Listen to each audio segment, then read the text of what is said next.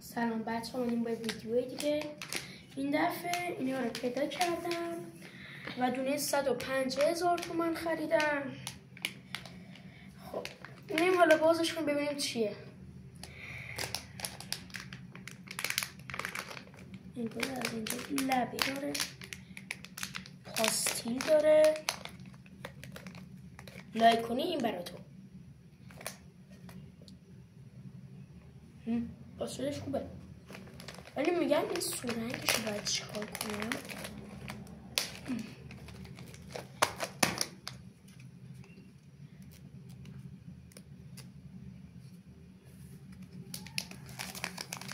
آها خب اینم از سورنگش.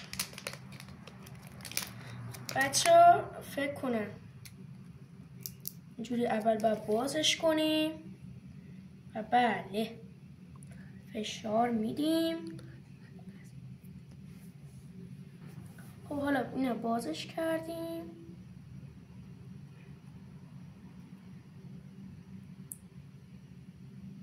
اینا رو باید بریزیم توی اینجا یه سولاخ داره.